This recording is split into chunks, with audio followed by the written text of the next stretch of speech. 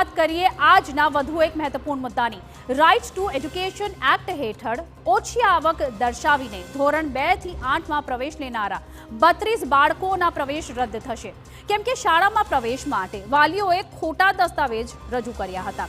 અહીં સવાલ એ છે કે ખોટા દસ્તાવેજ રજૂ કરી બીજાના હક પર તરાપ મારવી કેટલી યોગ્ય?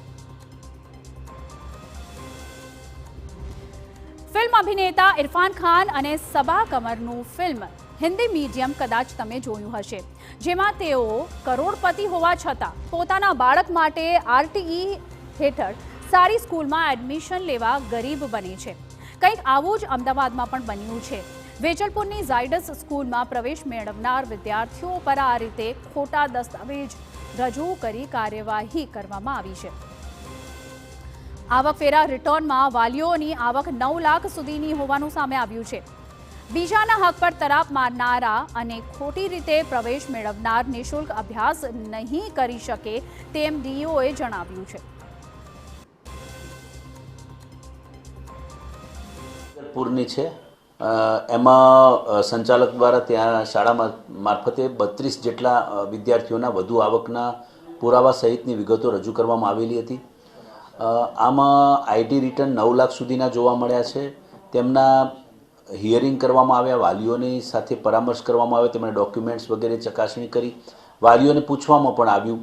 તો ખાસ કરીને જે આઈટી રિટર્ન જે છે એ એમના વધુ જોવા મળ્યા છે। 4 લાખથી લઈને 9 લાખ સુધીના આઈટી રિટર્ન જોવા મળ્યા, જેથી તાત્કાલિક અસરથી તેઓના હિયરિંગ પૂર્ણ કરી પ્રવેશ રદ કરવા માટેની કાર્યવાહી શરૂ કરવામાં આવેલી છે। વર્ષે 162 જેટલા વિદ્યાર્થીઓના આરટીઈના પ્રવેશ રદ થયા છે અને બીજા આ 32 આમ આરટીઈના કુલ જે છે એ 194 જેટલા વિદ્યાર્થીઓના પ્રવેશ રદ થયા છે। તો ખોટા દસ્તાવેજો લઈને આ જે એડમિશન મેળવ્યા છે તેને લઈને આરટીઈ એક્ટ હેઠળ કાર્યવાહી થઈ છે। તો સૌપ્રથમ આપને એ કહી દઈએ કે આખરે શું છે આરટીઈ એક્ટ અને આને લઈને તમામ સવાલો પણ ઉઠી રહ્યા છે। શિક્ષણના અધિકાર કાયદો 2009 દેશમાં બાળકોને મફત અને ફરજિયાત શિક્ષણ આપવા માટે લાવવામાં આવ્યો હતો।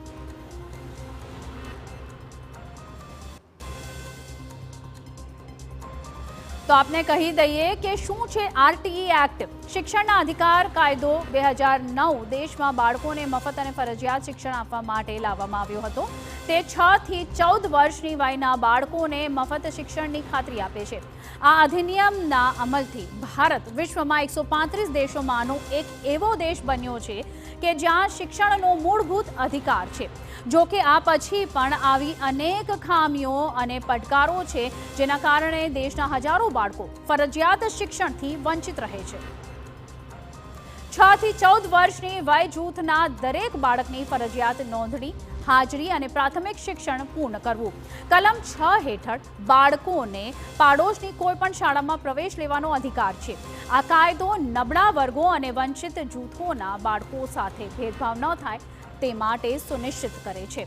જો એવું બાળક હોય કે જે 6 વર્ષની ઉંમરે કોઈ પણ શાળામાં એડમિશન ન લઈ શક્યું હોય તો તેની ઉંમર પ્રમાણે પછીની ક્લાસમાં એડમિશન લઈ શકે છે। જો કોઈ પણ શાળામાં પ્રાથમિક શિક્ષણ પૂર્ણ કરવાની જોગવાઈ ન હોય તો વિદ્યાર્થીને અન્ય કોઈ પણ શાળામાં ટ્રાન્સફર કરવાનો અધિકાર આપવામાં આવે છે। ખાનગી અને વિશેષ શ્રેણીની શાળાઓએ પણ આર્થિક રીતે નબળા સમુદાયના બાળકો માટે વર્ગ 1માં 25% બેઠકો અનામત રાખવાની રહે છે। કોઈ પણ બાળકોને કોઈ પણ વર્ગમાં પ્રવેશ લેતા અટકાવવામાં આવશે નહીં કે તેને શાળામાંથી કાઢી મૂકવામાં આવશે નહીં।